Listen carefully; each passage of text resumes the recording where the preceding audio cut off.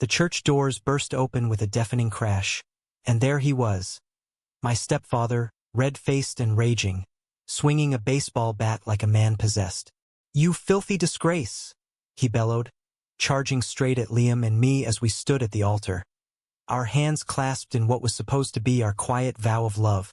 In that split second, the world tilted, and the bat connected with Liam's shoulder, sending him crumpling to the ground amid screams from our few hidden guests, marking the brutal end to our secret ceremony and the explosive unraveling of everything I'd buried deep inside. I staggered back, my heart pounding like a war drum, as chaos erupted in the small, rented chapel on the outskirts of Seattle. Liam groaned on the floor, clutching his arm, blood seeping through his white shirt, while my stepfather, Rick, loomed over us, his eyes wild with fury. "This is what you get for spitting on God's laws, you little freak," he spat, his voice echoing off the wooden pews. Our friends, a handful of trusted allies from the local LGBTQ center, scrambled to intervene, phones out, dialing 911. But in that moment, all I could think was how we'd gotten here. How my desperate plan to marry Liam, my best friend and the only man who'd ever truly understood me, had blown up in our faces. Rick wasn't always this monster. Or maybe he was, and I'd just been too scared to see it. Growing up in a conservative suburb of Tacoma, Washington, after my mom remarried him when I was 10, life had been a tightrope walk. Mom worked long hours as a nurse, leaving me alone with Rick, who masked his control-freak tendencies behind a facade of tough love. The first time he hit me was over a spilled glass of milk. Nothing major, just a slap that left my cheeks stinging. But it escalated. By high school, the bruises were hidden under long sleeves, the verbal barbs cutting deeper than any fist. "Act like a man, Alex," he'd sneer whenever I showed interest in art or theater instead of football. And when he caught me kissing my first boyfriend behind the garage at 16, the real hell began. "I'll beat the queer out of you," he promised. And he tried. Belts, locked doors, forced church counseling. Mom turned a blind eye, whispering that it was for my own good, that Rick was saving me from damnation. Liam entered my life like a lifeline during freshman year at the University of Washington. He was everything I wasn't: confident, out and proud, with a sharp wit that could disarm even the harshest critics. We met in a literature class, bonding over our shared love for James Baldwin's stories of identity and struggle. "You're not alone, Alex," he said one night over coffee, his hand brushing mine in a way that sent sparks through me. But I pulled away, terrified. My secrets were too heavy. The abuse, the fear of being disowned. Liam didn't push. Instead, he became my rock, helping me navigate coming out to a select few friends, while I kept my family in the dark. As graduation approached, the pressure mounted. Mom and Rick were pushing for me to move back home, to take a respectable job at Rick's construction firm. "Time to grow up, son," Rick said, his grip on my shoulder like a vice. But I couldn't.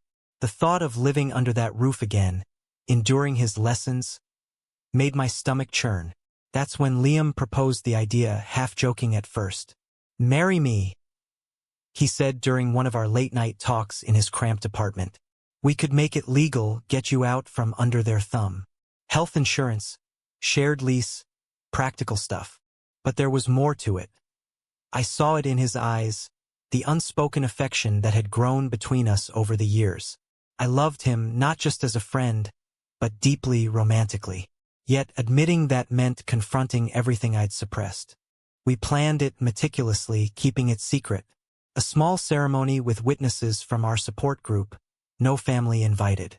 It was meant to be our escape hatch, a way for me to claim independence without the full confrontation.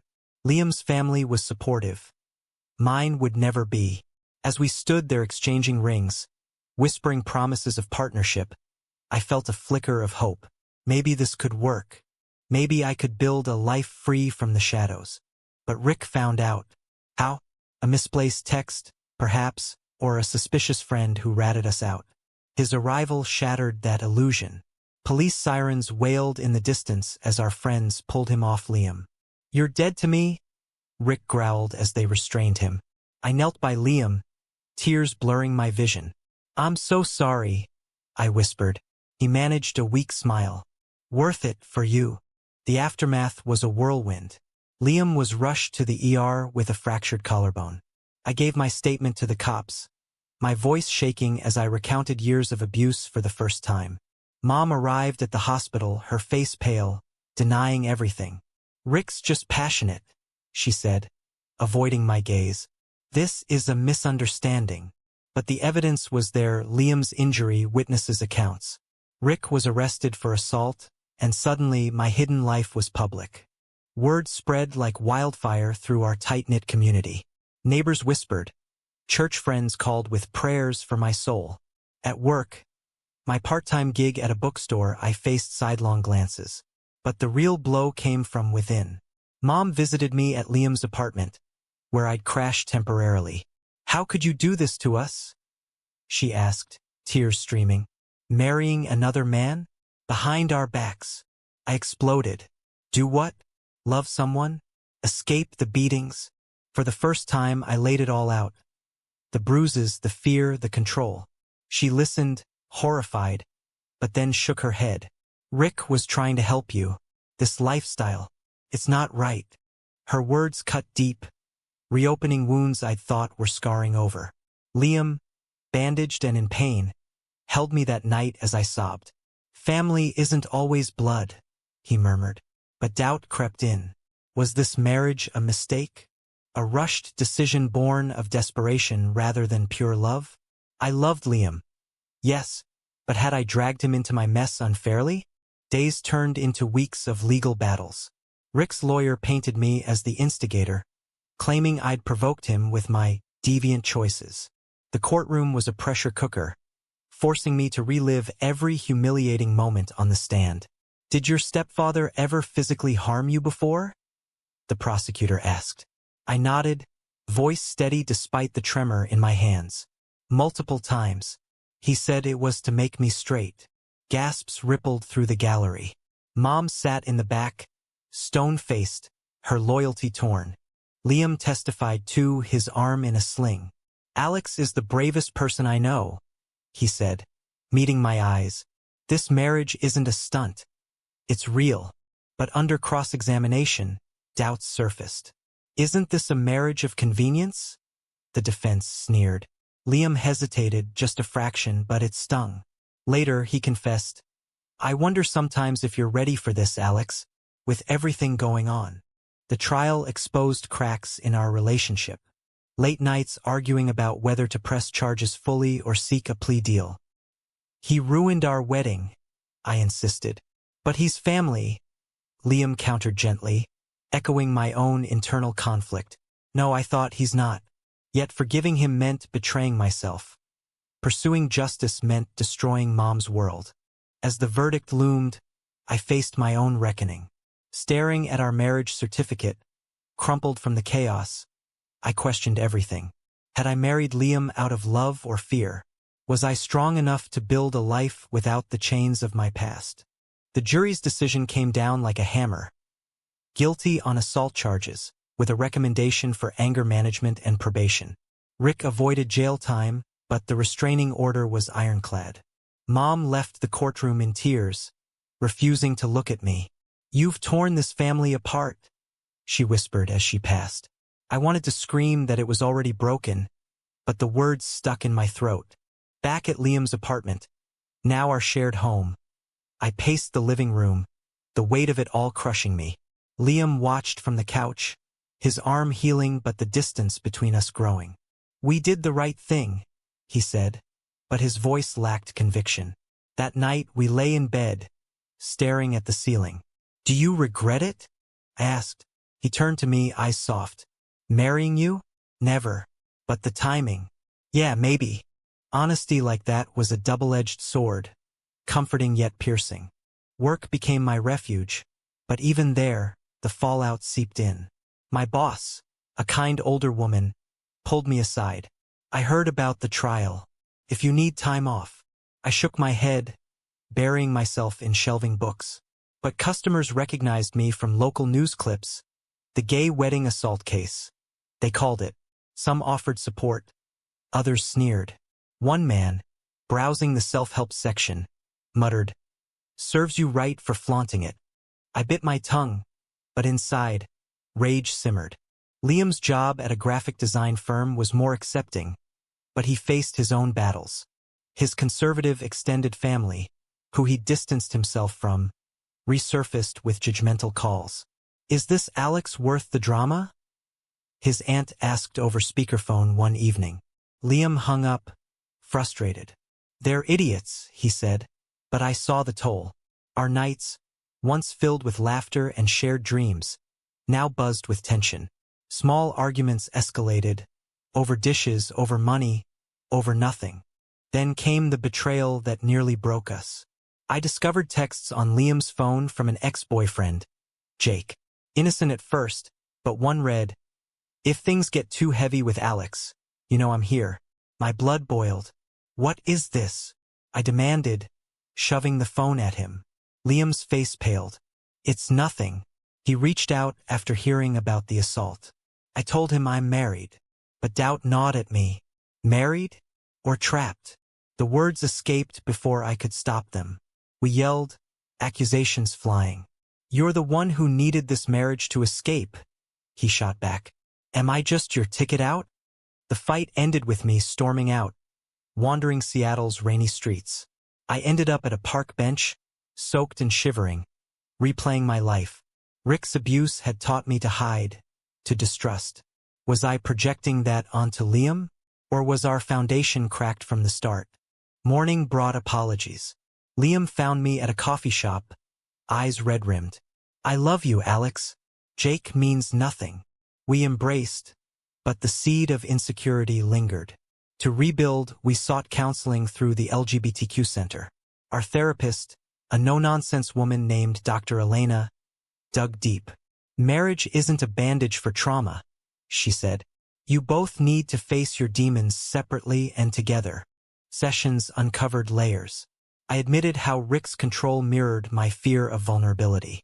Liam confessed his own pressures, being the perfect gay role model in his circle, now tainted by our public drama. "I feel like I'm failing you," he said.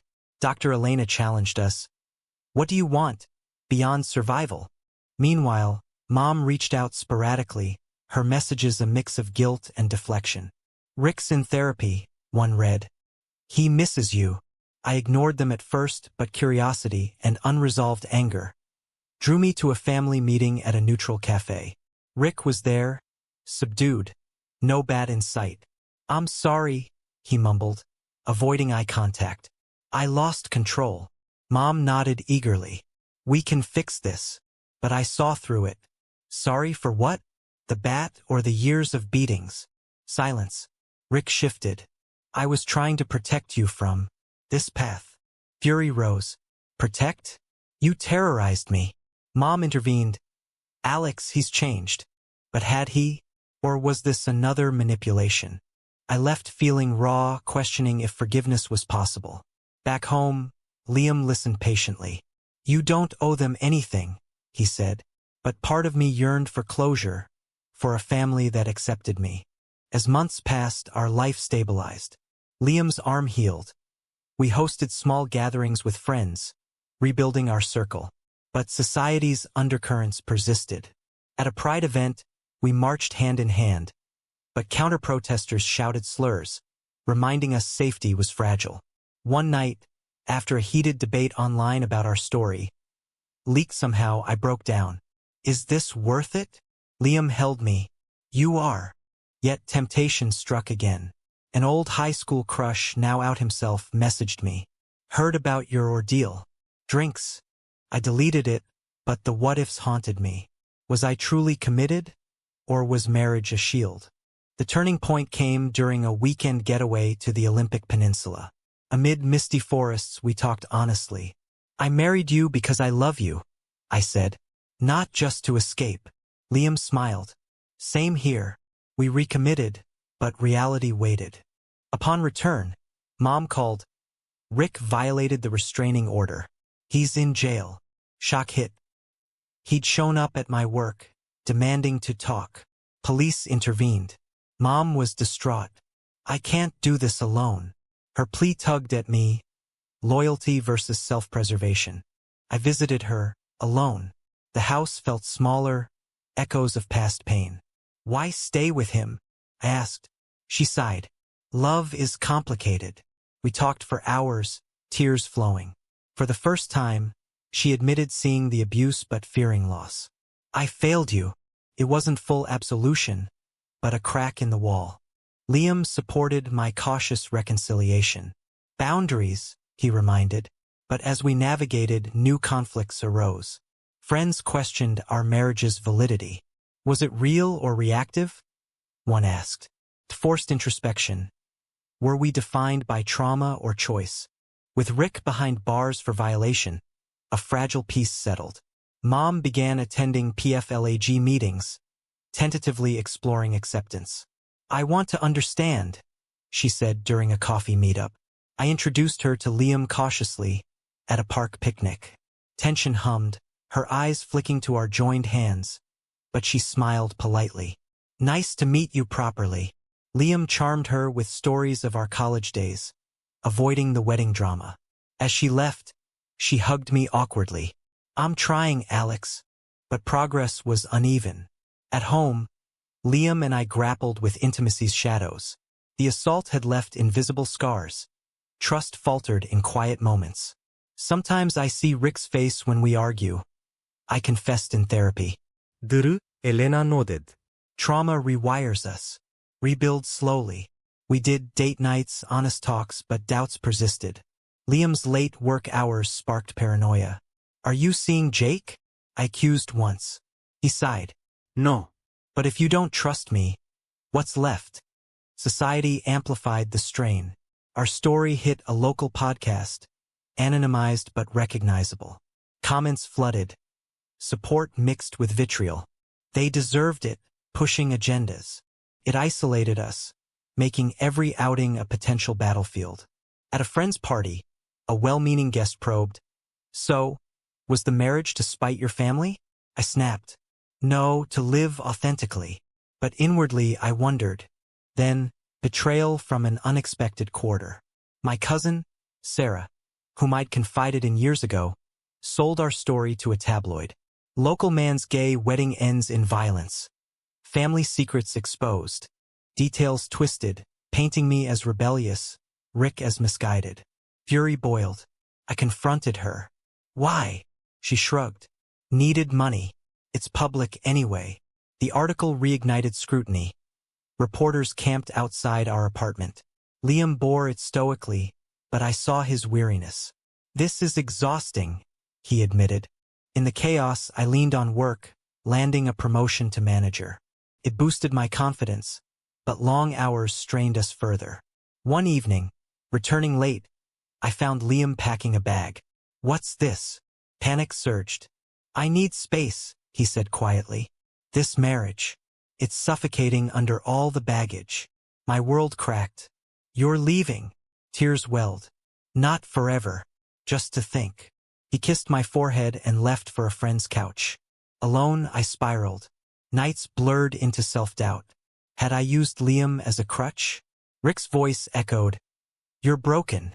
I called Mom, sobbing. Did I make a mistake? She listened, then said, Love isn't easy, but it's worth fighting for, if it's real. Days without Liam were agony. I attended therapy solo, unpacking layers of guilt. You deserve happiness, Dr. Elena said. But so does he. I realized my fears had pushed him away. Swallowing pride, I texted, Can we talk? We met at our favorite cafe. Liam looked haggard. I love you, but the drama, it's constant. I nodded. I know.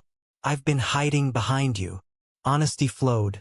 We dissected the marriage's origins, the rushed vows amid fear. Let's start over, I proposed. Date like normal people. He smiled faintly. Annul it. The word stung, but it felt right. If that's what we need. The annulment process was bureaucratic hell, dredging up the wedding's violence. Court appearances reminded me of Rick's trial. Mom attended one hearing, her presence a silent support. I'm proud of you, she whispered afterward. It healed a fracture. Post-annulment, Liam and I dated tentatively, no labels, just us. Walks in Pike Place Market, movies, rebuilding trust. But society didn't forget.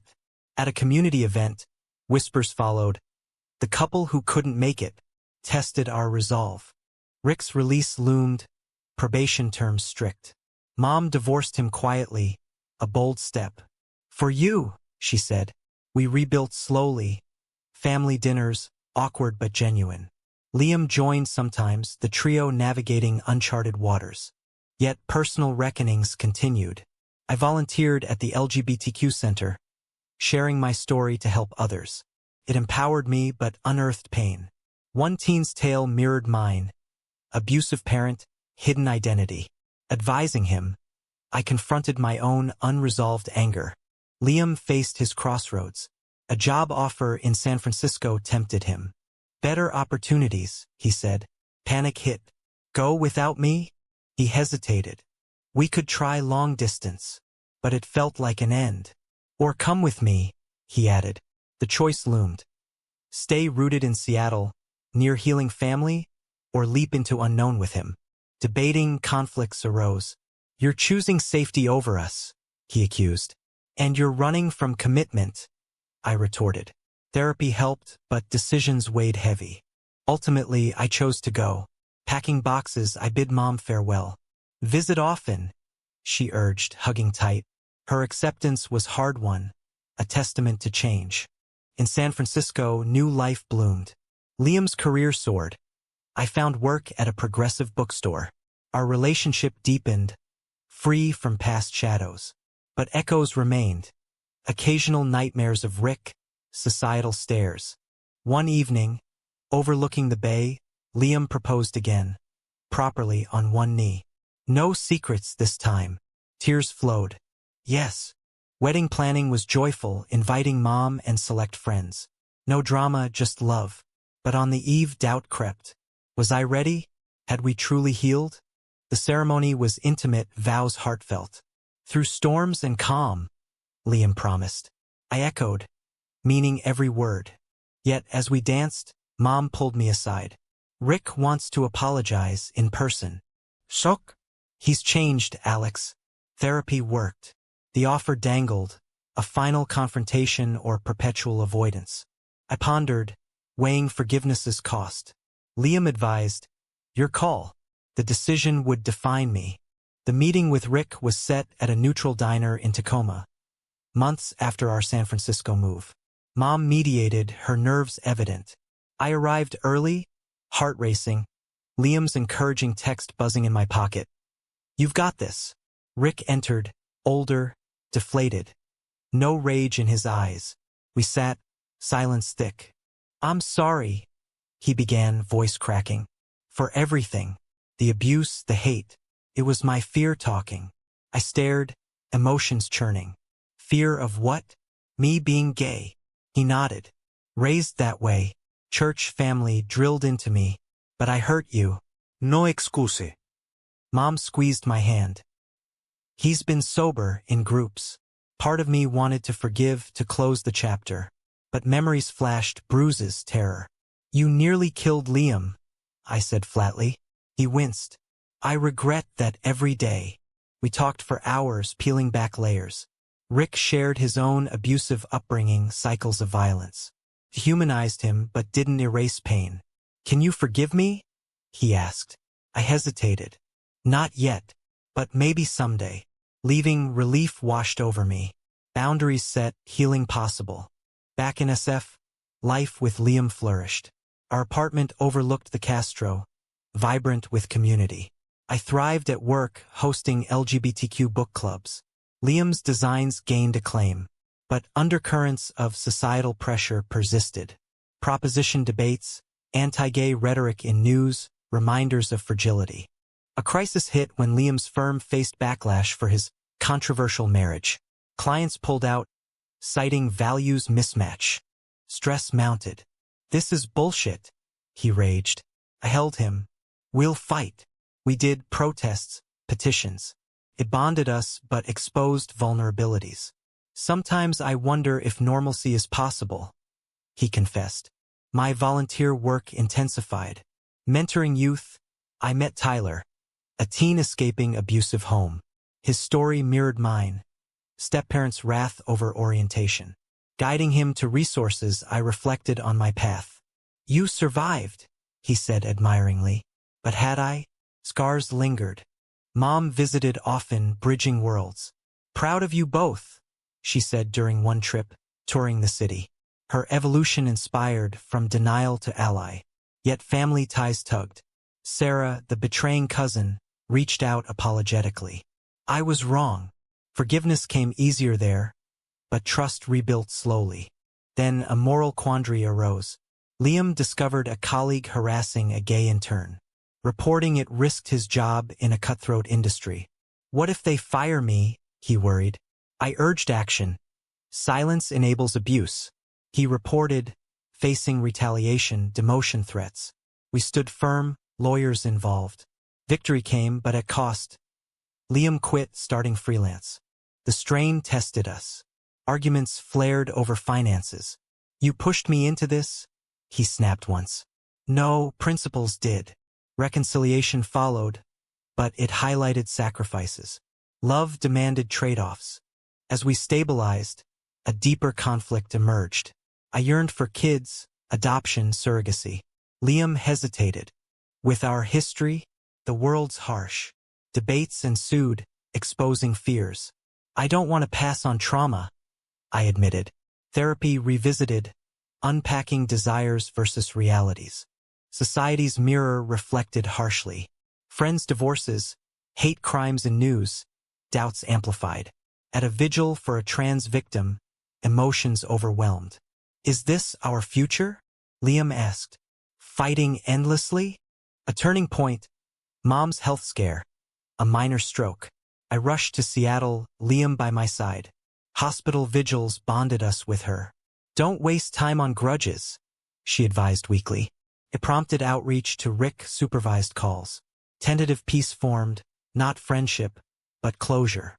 Returning, we decided on family. Adoption process began, grueling but hopeful. Vetting exposed pasts, the assault trial. Stable enough? Caseworkers probed. We proved resilience. But betrayal struck again. A friend leaked our story online. Twisted for clicks. Harassment ensued, threats, doxing. We hunkered, police involved. Why us? I despaired. Liam, because we're visible. It matters. In the fallout, I questioned everything. Was visibility worth the pain?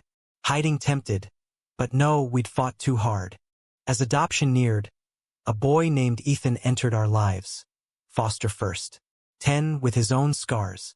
Bonding was rocky. My patience tested. You're like my old dad, he said once, flinching. Triggered me, therapy intensified. Liam shone, patient and fun. But exhaustion showed. This is hard, he admitted. Worth it? I echoed his past words. Society's judgment loomed.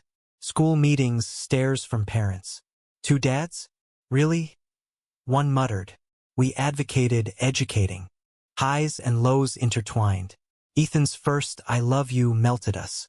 But nightmares persisted. Mine of Rick, his of unknown pasts. One night, crisis peaked. Ethan ran away after a fight. Panic gripped. Searching streets, we found him at a park. Scared you'll send me back, he sobbed. Holding him, we promised forever. The event shook us. Are we ready? Liam asked. No one is, I replied. We recommitted.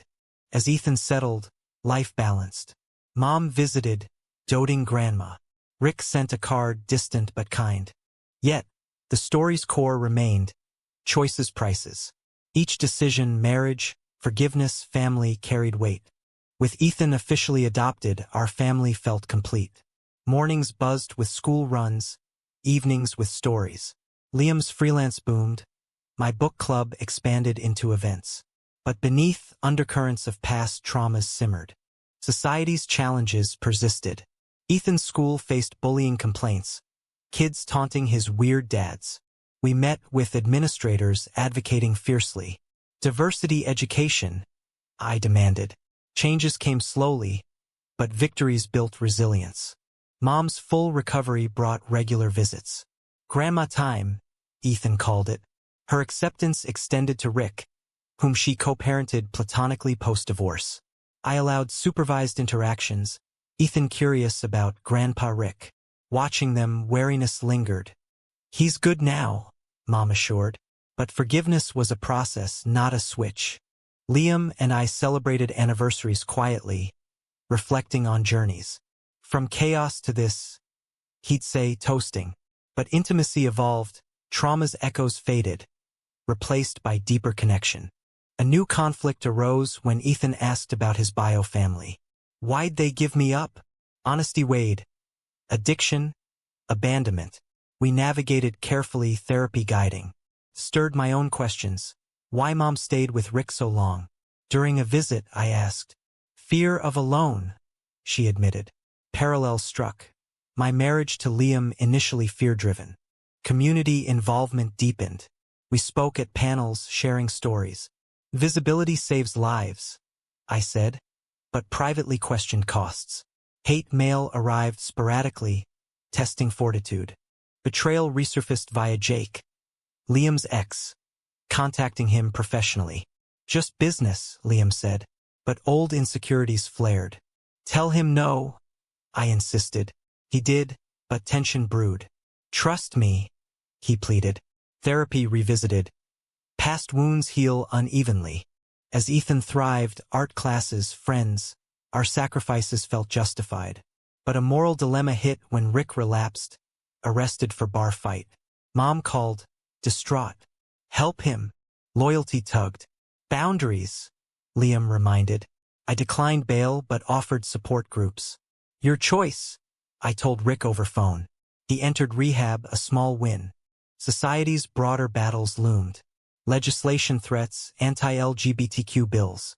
We protested, Ethan joining age-appropriately. Why hate? He asked. Explaining prejudice's roots was heartbreaking, but empowering. Personal growth peaked in writing a memoir draft. Pouring out the story, abuse, wedding, healing, cathartic. Liam edited, adding perspectives. Our truth, he said. Publication offers came, but hesitation struck. Expose us again? Liam worried. For others, I argued. We proceeded cautiously, anonymizing Ethan. Release brought acclaim and backlash. Reviews praised rawness. Trolls attacked. Fabricated drama. It reopened wounds, but support outweighed. In quiet moments, doubts lingered. Had choices been right? Marriage's annulment, then remarriage, necessary detours?